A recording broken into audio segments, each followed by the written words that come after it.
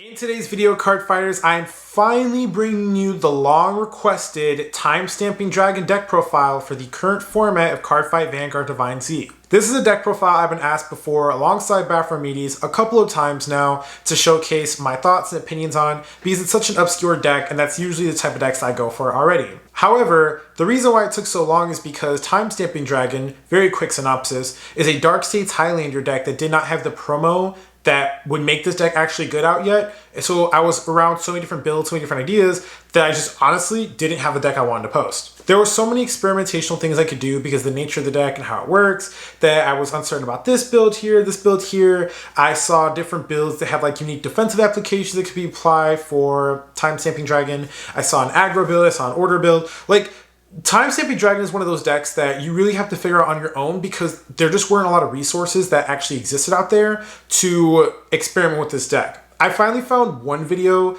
that came out a while ago. I'll leave it down in the description below from that channel because I can't remember their name for as of this moment. But I finally found out the deck profile for it. I saw it, I play tested it. I've been play testing Time-Stamping Dragon before I even saw the video on Dear Days, and I'm ready to showcase you guys my current list on Time-Stamping Dragon, one that I'm finally happy with. But you guys already know that before I can show you that, you know what's coming next. If you guys want to see more content like this, you make sure to like, comment, and subscribe. Do not forget to hit the notification bell so you guys are always updated on my newest videos coming out. Alright you guys, so to get the deck profile started off with, for Time-Stamping Dragon, I am playing the Diabolos ride line with him. Now, Time-Stamping Dragon, being the generic Vanguard that he is, has a variety of ride lines that you can use. You can use the generic Dark States ride line with the grade 1 and the grade 2 to ride up for free. You can also use the Jewel Core ride line just to get some early game soul charge, Vanguard pressure. That's available to you as well. You have the Diabolos ride line here, which is personally my favorite, and we're going to talk about that one in this video. Now, I'm playing the Diabolos ride line over all those others because, very simply put, this ride line gives you additional soul and draw that you'll need to activate all your other card effects in this deck that are really important for future skills. On top of that, the option you can do with this ride line is you can take out Richard and replace it with the Gear Rhino. The Gear Rhino has the effect that lets you Soul Blast 1-2 ride up for free. I actually think that the skill is good. The only reason why it just got cut out for Richard right now is because I play a lot of Soul Blasting effects in my deck, so I need as many ways of getting Soul prior to all those skills coming out to make sure I can use all of them. And finally, 3 copies of the Dragon or the Man of the Hour. We've got Time-Stamping Dragon. Now, Time-Stamping Dragon is making his debut on this channel, so I'll go ahead and read his effect. His ability states, Auto Vanguard Circle, when this unit attacks a Vanguard, cause Counterblast 1. Choose one of your rear guards with a different card name as a card in your bind zone and bind it. If your opponent's Vanguard is grade 3 or greater, you may choose 2 cards, each with different card names instead of 1. Auto Vanguard Circle, when your rear guard is bound by this unit's effect, if that card's original grade is grade 3 or greater, until the end of turn, this unit gets the keyword Triple Drive and plus 10,000 power. And if it is not, search your deck for up to 1 card with a grade equal to that card's grade but plus 1, call it to rear guard circle, it gets 10,000 power to the end of turn, and shuffle the deck.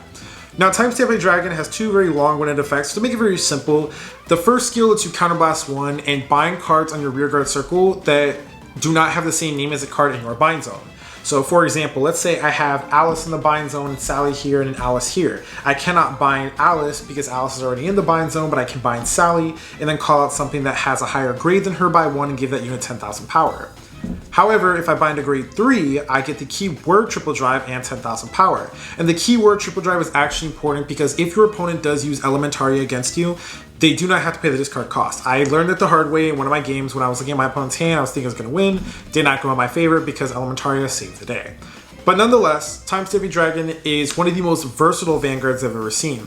Because you have different ways of getting access to 2 very powerful Vanguard effects, a 10k bonus or triple drive or a multi-attack play, there are different routes you can go with Time-Stamping Dragon depending on the match. If you need a more aggressive match, you need more attacks, we'll use the effect to give you more attacks. If you need a bit of a slower game and to build back your resources, you can do the triple drive effect to get 3 drive checks, boosting up your hand, as well as a 4th attack still. Because this Vanguard has 2 different routes of going for its offense, it's very niche to play because of the binding effect, but it's also extremely fun because your opponent now has to try and predict what you're going to do to figure out their defense prior to your Time-Stamping Dragon or other units attacking. Now, I will say that Time-Stamping Dragon is probably one of the most mid-range decks I've ever played. Because it's another Dark States Highlander deck like Kaios, there's a lot of routes you can go with it. I've seen control builds, I've seen quick aggro builds, like I said, I've seen order build. defensive builds. There's a lot of builds you can go for it. My approach to this deck is to pressure as hard as I can in the early game, and then finally use my late game effect skill to gain the multi-attacks or the triple drive, whatever it may be, to continue pressuring. Time Stamping Dragon to me is stronger when this deck goes second. Obviously, depending on the matchup, you might need to go first sometimes, but in most games, this deck is stronger going second because of the effect where you get both skills if your opponent's Vanguard is grade 3 or greater. Its versatility in different forms of attack patterns make it a very strong and underrated Vanguard in my personal opinion, and I definitely do think that there is a bit of a learning curve with this deck because of the variety of units that you have access to and certain things that you have to memorize, but we can discuss that later when we start looking at other pieces that we play in the deck. For my next card, I play one copy of the Gradius Grottle Order. Now, my approach to this deck, I do play a lot of 1-ofs, a lot of tech options I'm still experimenting with, but this is the lineup that I found fun so far. So for my first card that I'm going to showcase, it is Time Jarrett Dragon. This card gives me the opportunity to filter out bad cards from my hand into the soul to draw new ones or get more soul for other battle phase effects. My next grade 3 target is one copy of Recast a Spell Dragon.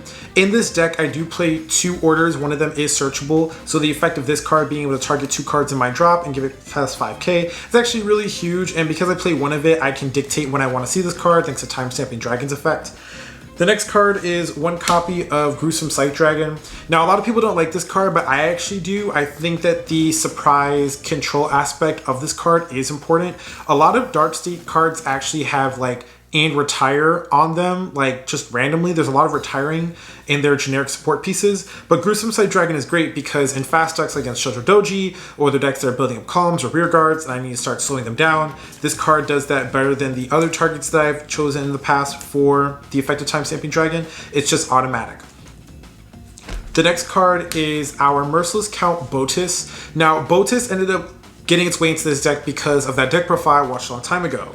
Because I play so many Soul Blast 3 effects in this deck, this card becomes an 18k beat stick or attacker on top of the 10k from Time Stamping Dragon, and then it also gives me another retire by letting me choose something from my drop zone moving into the soul. It's really huge about that drop zone to soul thing because there is a card that I do want from drop zone to soul to take advantage of it again, but also it's another way of recalibrating the soul back to the rate I need it to be from the drop zone outside of the deck to trigger my other Soul Blast 3 effects. And then my next card is one copy of Causality Dragon, Crucial Dragon. This is the Festival Collection Grade 3 that came out a long time ago. I actually really do like this piece because sometimes this card can help you just like secretly win games, and on top of the fact that it has a nice control aspect effect to it to take advantage of and the defensive skill. The remove over trigger effect is actually really huge because a lot of people forget about that effect, and it gives your deck some form of like finishing card because it's got a guard restrict built into it that denies perfect guards and it can help you actually close out games against your opponent. For my next card, I am playing the MVP of the Grade 2 lineup, and the key card that we really need for this deck to kind of pop out a bit, it is 4 copies of our Gear Goat of Aperture Leaping. Now, Gear Goat of Aperture Leaping has 2 powerful effects for this deck, and they read as followed. The first effect states, auto rearguard circle when this unit attacks. If you have a Gear Dragon Vanguard, call Soul Blast 1, this unit gets 5,000 power to the end of the battle.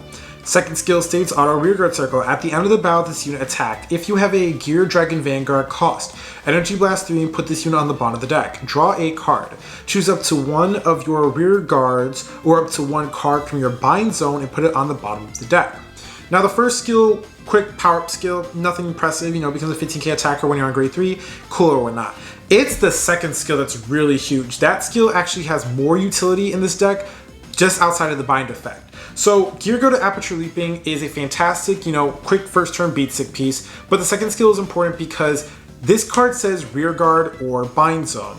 Now that's important because in this deck, like I say, I play a lot of 1-ofs, and if my hands are bad or if I draw a lot of triggers or a lot of pieces that I just can't take advantage of yet, Leaping will make my hand better or it'll fix my bind zone. I can't tell you how many times I've used this card, double Leapings, to place on rearguard circles, have grade 0 boosters behind them, use the effect of my Leaping, and then convert those cards into draw or other bodies. Being able to take those triggers back into the deck and then get a shuffle skill on top of that is huge. This card has been so great. It boosts back up your hand, put your triggers back into the deck, and lets you convert them into do other things. On top of that play, you can also do something that I like to do a lot. You can do the Gear Goat of Leaping play, put back your OT, then you can go ahead and use your Gear Goat to attack with the other one, go ahead and bind that one out later, bind the grade 1 behind it or behind your Vanguard, get another Goat, get a new target, use Goat, get rid of the bind card, get that in later, and then you, boom, you have 2 triggers back into your deck. That's just from your hand alone, you still get to draw off those effects. On top of that, you can do the effect of targeting your stuff in the bind zone, so that this way any one-up targets or any duplicates that I might have onto the board, I can recycle those pieces out and take advantage of them again. Unfortunately, the main problem that I've been having with this deck in terms of leaping, it's a great step in the direction, but Time Stamping Dragon specifically needs something that says, like, if you're going for a Highlander build, like a Pot of Avarice, you know? Like, put 3 or 4 cards from the drop to the bottom of the deck, and then if they all had different names, like draw a card or something like that. That would be really fantastic for this order. It'd be cool too, because it ties with the other pieces that we have in this deck. But leaping has been a great step in the direction in terms of offensive support, as well as consistency support, and making sure that I have a variety of targets to choose from to activate my Time Stamping's effect, recycle out my triggers and key pieces, and get hand size back with this card. I'm going to showcase this all at once, but in this deck I am playing the Order line now with 3 copies of the Grade 2, 1 copy of the Order, as well as 2 copies of the Grade 1 unit Famed Harsh Demonic Lording Batham. Now this is Dark State's Order line, and I'm playing this Order line this way because there are other cards I want to play in this deck and I had to make space for things. I actually think that 1 copy of the Order is, while it's a little risky because if you lose it, you won't be able to search it out later, but you can heal it out later. And because I play 1 copy, I've never found myself in a situation yet where I've damage checked this and I was unhappy. It's happened to me maybe once, but I was still able to play this deck regularly, go into other pieces, and then because I play into the Order in this deck, when I got that Order active, take advantage of these cards here. Now, I'm playing the Order line in this deck for 2 simple reasons. The first reason is Orient's first effect. Being able to Soul Blast 1 and get other bodies onto the board is huge. That is huge because it helps you build up board outside of your hand, get different targets onto the board as an upper time stamping. The second reason is because all of these cards are searchable. Batham's first effect gives you access to the Order that you can search out, you can recycle the Order, and I'm playing double Batham because it's essentially 2 more copies of this Order that can already reset itself, and I can just trade a Grade 3 for that, or just a Grade 2 that I don't care about. This card becomes a nice little beatstick piece because of that. The Order is also fantastic as well. You get the option of choosing the Soul Charge, which will be important for your other card effects because you want to boost up your soul, and you get to give something 5,000 power. Making better numbers prior to your time stamping effect is actually really important for this deck because it's not until the second wave of attacks that your attacks actually start to matter. So Batham giving a power boost to itself and this giving a power boost to a rearguard is huge. This card also is a battle phase Gugan ROM, so depending on if I have both set in play, I can dictate on which one I want to use first. If I need to consider setting up my board, I'll use Gugan ROM. If I need this card for extra power to push, I'll use her effect for the Soul Blast 3 instead. For my next card in the deck, I'm playing 2 copies of Servant Falcia. The second skill is irrelevant for us in this deck, but the first skill is huge. Being able to put something from drop into soul and then gain power for it is fantastic. Calling this card off a Time Stamping Dragon and applying her own ability with a Grade 3 unit means that this card will be hitting for additional 25,000 power. So this card's being a 35k beatstick by itself. I like Falcia for the drop zone to soul effect because again, my next card will be a target that I think will be important for all those skills to relate to, on top of the fact that she's just another card that resets the soul from another piece and actually is a really strong beatstick piece. If you wanted to get rid of 1 copy of this card to play another copy into the Order support line if you want. However, seeing 2 of her has been great because making magic numbers with this card has been fantastic. Next up, I play 1 copy of Crimson Expeller. Now I play Expeller because I was playing the Amazement Magician card. Essentially, it's Soul Blast 1, attack, you get to Soul Charge. I didn't really care for that skill though. I was looking at what I had in my deck. I had the Recite a spell that puts stuff from drop zone into soul. I had Falcia does the exact same thing. This card, when it attacks a Vanguard, which you will be attacking 9 times out of 10 anyway because you're trying to play a fast game, Soul Charges, and then it has the effect to Soul Charge again and then give your power to your Vanguard. Once again, if we use Time Stamping Dragon's effect to give us 2 extra attacks, he himself doesn't get a power up, so if I have the resources to do it, I'll give up the Expeller, Soul Charge 1, power up my other cards, or build up soul for my other card effects, power up my Vanguard, then I'll have an entire front row and give myself essentially a pseudo Persona right turn with the effect of Expeller making my Vanguard relevant. For my next card, I play 1 copy of Brilliant Gunfire Colossus. Colossus is kind of like the original go to this deck. It's a CB1 to get 5k and draw a card. It's a fantastic piece to have if I need more draw power into my deck. It makes good numbers, and if I have the counterblast to use it, I'll take advantage of it. For my next card, I'm playing 2 copies of Steam Battler Gugan ROM. The OG draw support for Dark States. Gugan ROM originally was a 3 of this deck, but I cut it down to 2 to make space for Orions, and essentially does the exact same thing as him, but gains power on us during the battle phase. It's an on-play soul charge, and lets you soul blast 3, draw a card, early game setup, all those good things to start. Make sure you draw into the right pieces and set up soul for your other card effects. Next up, I played 2 copies of Purple Jewel Beast Amethyst. This is the only generic Dark States countercharger that we have. I played a lot of counterblast effects in this deck outside of my Vanguard. I need some form of guaranteed countercharge to make sure that I don't lose steam and can keep doing what I do, and this card obviously does that. The 15k shield is also nice, and we get a lot of soul, we do a lot of drawing, we see Persona Ride very early, so using both of these in a single game is something that happens more often than people think. And for my next grade 1, the best offensive and supportive piece that Dark States has to offer, we play 3 copies of Brainwash Swirler. This card has been around for so long, it makes good numbers, you soul charge a lot in this deck, it become a fantastic grade 1 attacking piece, you can convert into a goat to do something else or another grade 2. For my next cards, I'm playing 4 PGs, all of them have 3 different names than 1 copy of Elementaria. 4 triggers, the trigger lineup in this deck is all over the place because I'm very indecisive for how I move forward with this, but I'm playing 4 different named generic heals, obviously because, heals are needed. Next up, I play 3 copies of Wingmaster Riley, a draw trigger. Now, the one thing I want to say about Time Stamping Dragon is I take a very aggressive approach to this deck, but at the same time, this deck does not pop off fully until your opponent's at grade 3. So it's in this awkward state of where if I go first, I have to choose between doing 3 attacks and getting triple drive, or doing a 4 attack play and hoping that I draw into pieces and have other defense things to hold on to. When I go second, it's different because my opponent's at grade 3, but if I want to go second, I have to think about defensively speaking, and making a board is not hard for this deck, but hitting draw triggers to draw on other pieces is fun. It's also fantastic because I don't care about my front row since I have goat to recycle everything out. So draw triggers just ended up winning for right now because of the defensive application of them in this deck and the fact that I can't pop off all the way I want to until they hit grade 3, so going second is better for me anyway, and then obviously drawing pieces, getting more shield is important, but fronts are also good too.